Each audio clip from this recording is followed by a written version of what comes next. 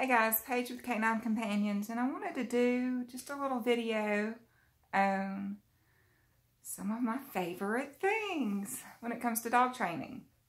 So, mainly we're going to focus on leashes and collars, but I'm going to throw in a few extra things. Things that I use regularly that I think everyone should have access to. So, the common leash, okay, this is made out of biothane. I got this from Learberg.com, and I used this a great deal. I still use it from time to time. The only thing that I don't love about it is it's a little bit wider than I like. Some people may like a wide leash, but it's 1 inch, and usually I hold my leashes really short. I choke up on the leash, and I don't like having a lot of thick extra stuff to hold on to. But I used to use this a lot, and it's a good one. I like biothane. I've got some other ones I'm going to show you that I use a lot because it cleans really easily. And if you have nylon or something else and you drop it in the dirt, then it's really hard to clean.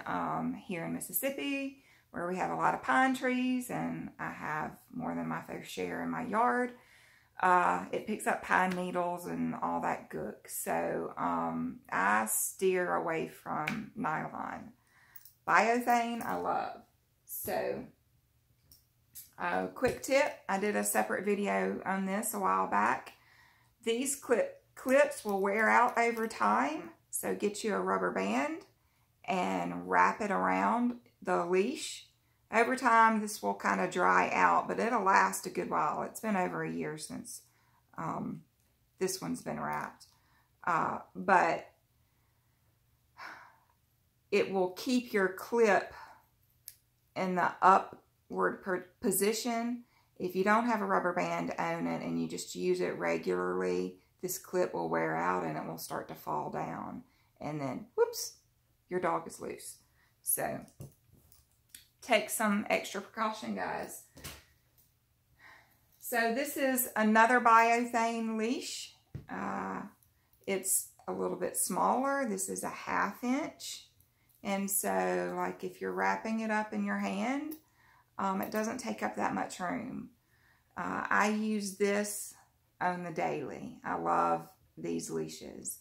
I got these from K9TacticalGear.com.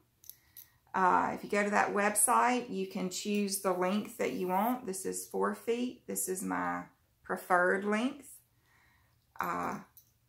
But that website will basically let you build your own leash, and they have different clips that you can choose from.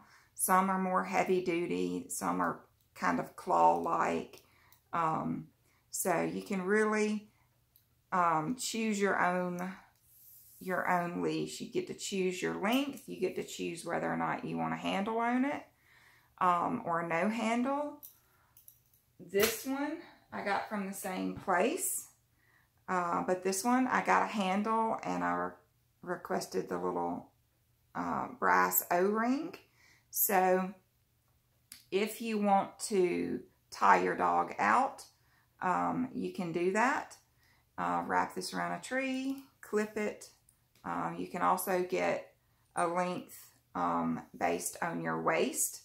And so, you can have a leash around your waist. If you get a really thin leash, this is smaller than 1/2 inch, then you can kind of clip it like so, and you won't necessarily need an O-ring.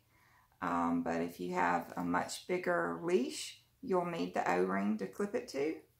And then if you get your waist size, you can always have one on you, no matter what. These come in really handy. I because I can be a little OCD about some things, not all things. My husband would disagree probably. But I have tried my best to color code my leashes, meaning my orange leashes are always 4 foot. This dark blue is 5 foot. This light blue is 10 foot. And again, this is another kind of leash. This is a slip lead. So you can get these on Amazon or any kind of dog supply store. This brand is Mendota, but they make lots of brands. And basically, it's a quick way to leash your dog up. You just slip this over the head, and it tightens and loosens. And you've got this little rubber stopper you can push down so that it won't get too loose on your dog and your dog slip out. And it has a handle. These are nylon. They don't pick up as much debris as, you know, the flat nylon leashes, but they can be chewed through. You can see someone's worked on this one. But they're really easy when you're in a pinch. Like if you want to keep a slip lead in your car for the random stray dog, or just to have something in your car for your own dogs, this is really easy. You know, sometimes a dog will slip their collar, and you don't, if you've got a clip leash, it's not as easy. You'll have to thread the leash through the loop to catch the dog. Whereas if you have a slip lead, then you don't need the collar on the dog. You're just good to go.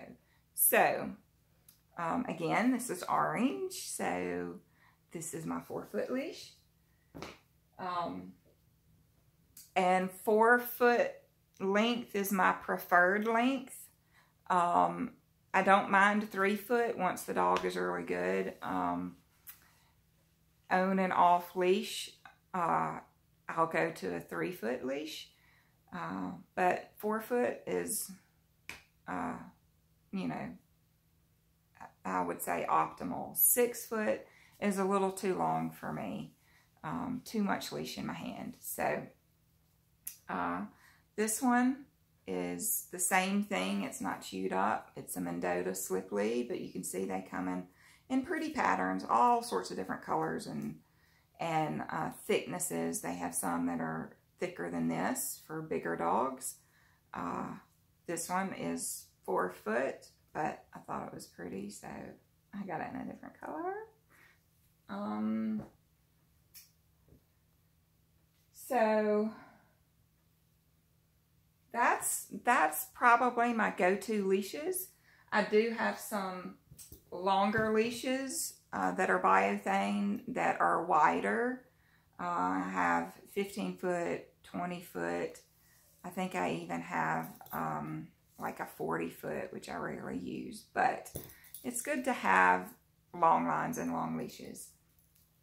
Of course, you don't have to have near as many as I do, but hopefully this will give you something to think about when you're picking out leashes.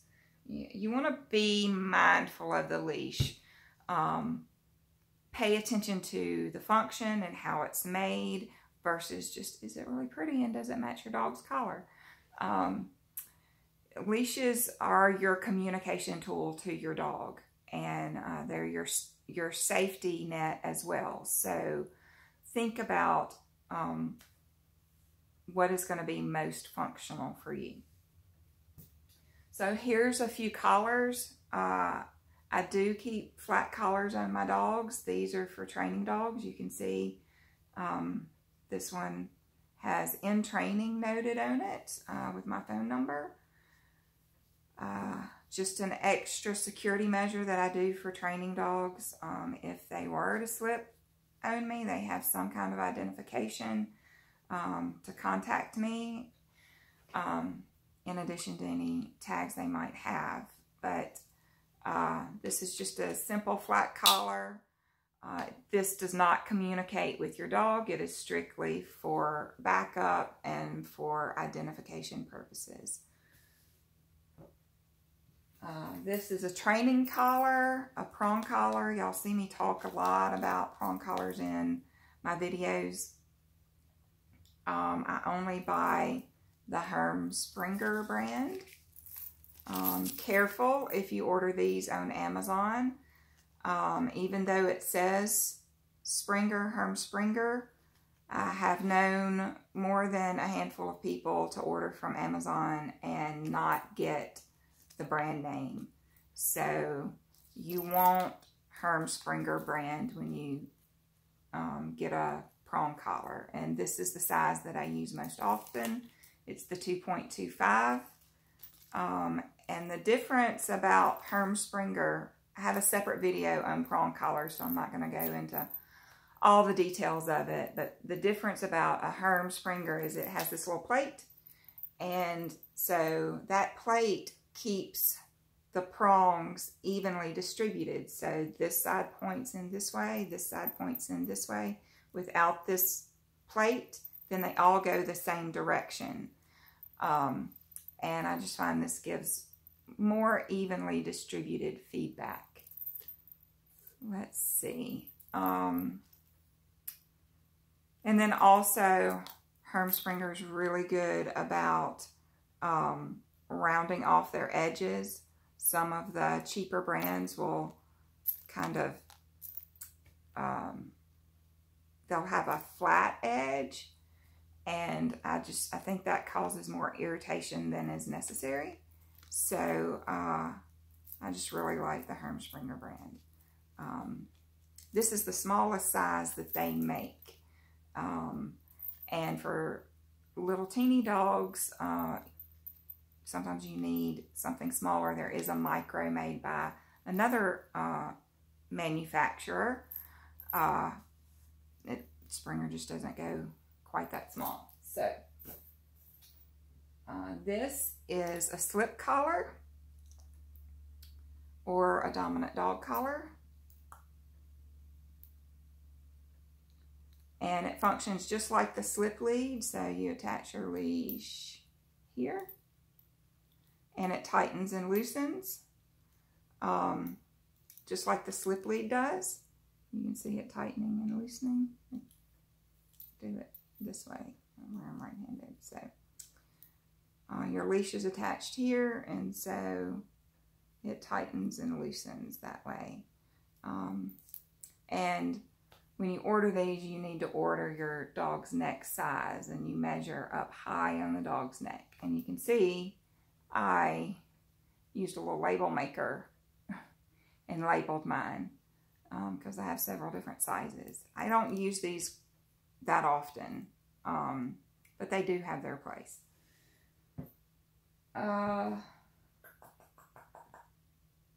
Okay, so that's most of my leashes that I use fairly regularly. A couple other tools that I love and that you'll see me use in a number of my videos. This is a holster. When you're having to carry leashes, e-collars, you know, keys or your phone, you start running out of pockets, especially in the summertime when it gets hot. So this holster comes in really handy. I will put it on and show you. Might have to step back. So you can see,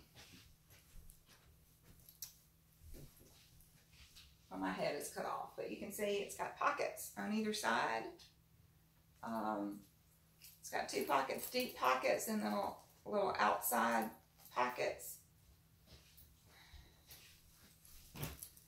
I use this a great deal in the summertime, and it holds some pepper spray. If I need pepper spray out on a walk and I am assaulted by stray aggressive dogs or a person, hopefully not. So I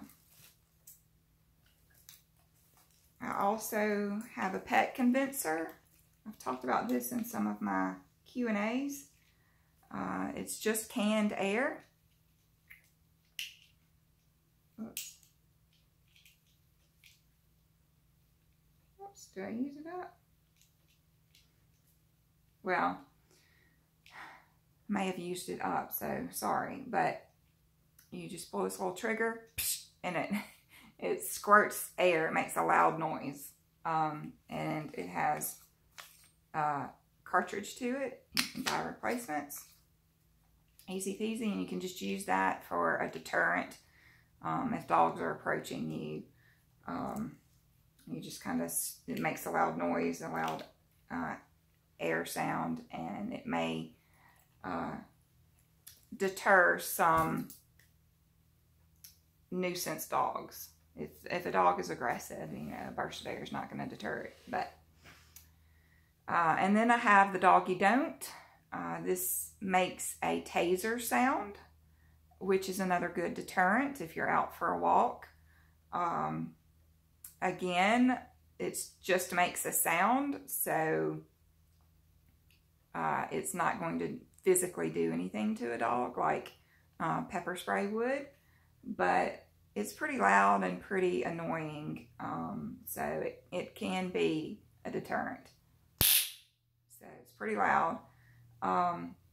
Now, if you're walking a fearful dog that's never heard this before, I caution you against that. Your dog that you're walking could you know, have an aversion to it and startle from it too. So if you're going to use this, hopefully you've already introduced the sound to your dog that you're working with and walking.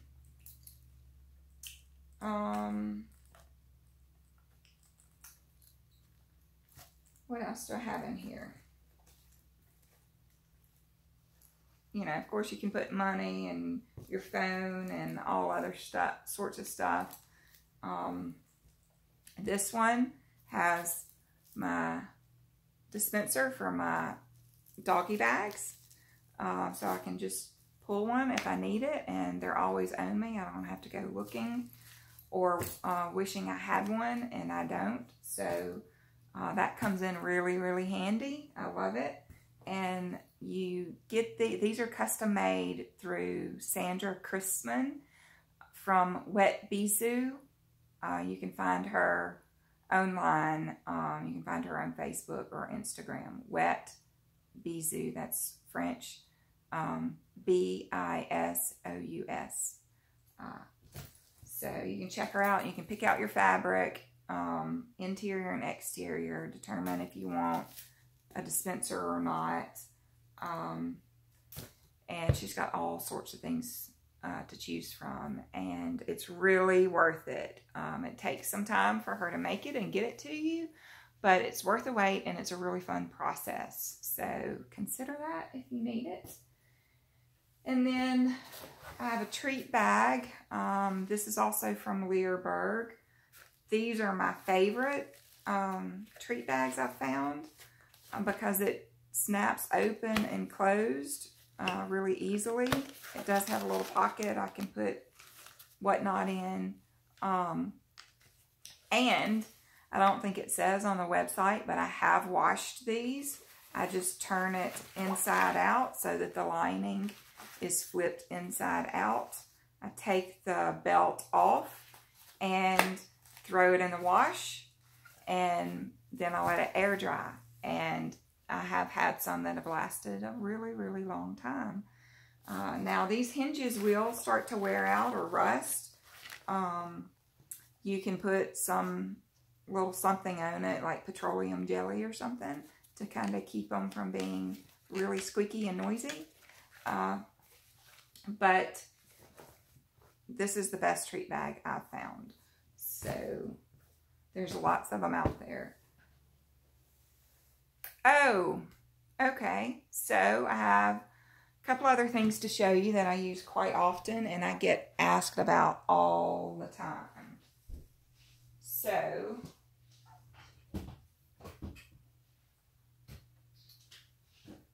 cots.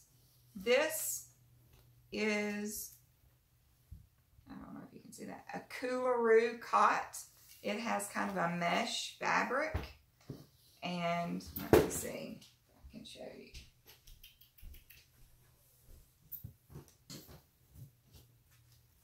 Well, it's upside down, but it's Coolaroo. Oh, yeah, that's good. Coolaroo.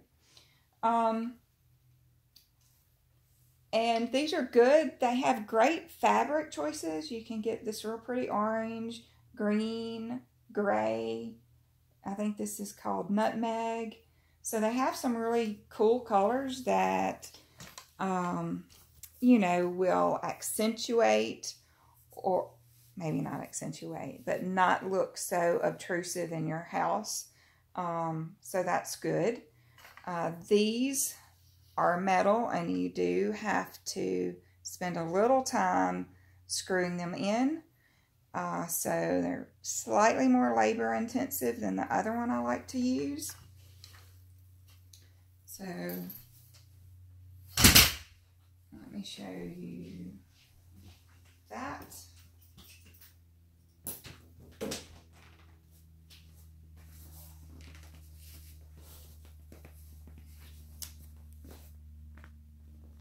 So this is K&H Pet Cot, and they don't have quite as many fabrics to choose from.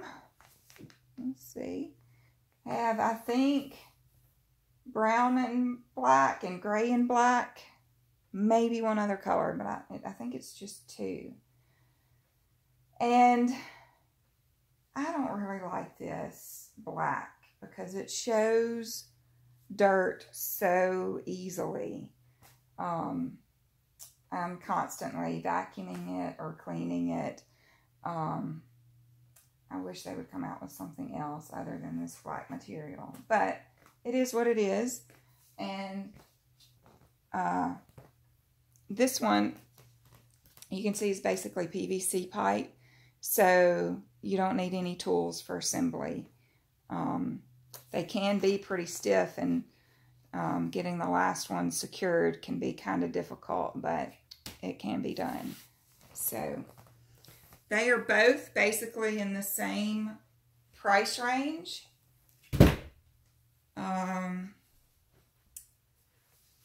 I would say the medium is probably like $22 to $25 for Coolaroo, and a large Coolaroo is probably $27, anywhere between $27 and $32. It just depends on if there's a sale going on.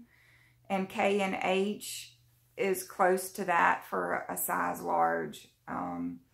So there's not much difference in price. It just depends on, do you want to do a little bit of labor in assembling, or do you want some prettier fabric choices. So one last thing.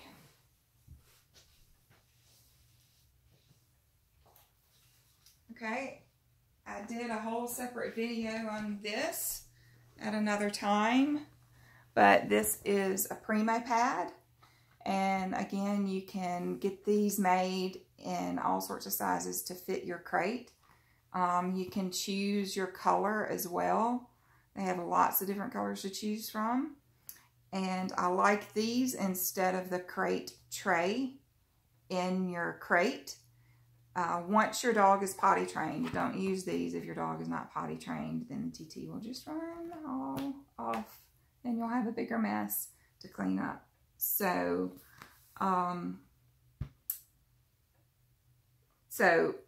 really easy to clean. You can just spray it with some spray cleaner and wipe it down. You can choose your color, and you get it fit to size. It's called fit to size of your crate. You measure the interior of your crate and deduct an inch. And they have standard crate sizes. So just go to primopads.com and put in, look for your crate measurements. I really, really like these. Now, you can get them where they have little holes, and you can order tie downs, and I don't think the tie downs cost any extra. I rarely get tie downs. I have had a couple of dogs like pull up the pad and chew the corners of the pad. So, you know, that is something to think about. It can be chewed on. It takes, you know, a heavy duty chewer and a dog that is, you know, pretty dedicated to pulling up the corner. So you want to make sure it fits snug so it's not real easy for the dog to pull up from the corner. But to me, it's always worth, you know, replacing it just because they're easy to clean. They are quieter when the dog stands up and moves around. You don't hear all the click, click, click, click, click of their nails on the tray. And they're just, I find them super helpful. They're also good for dogs that have joint issues. So they have some padding there. They're not just laying on a hard tray. So, Primo pads.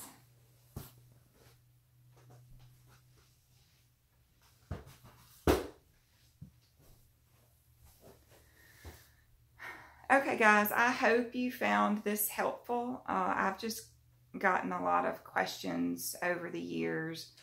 What kind of leash should I get? Where do you get your supplies? Where do you get your cots? What kind of cots? All sorts of questions. So I thought I'd just kind of compile it all into one. I hope you found this helpful. And hope to talk to y'all soon. Stay tuned. Thanks.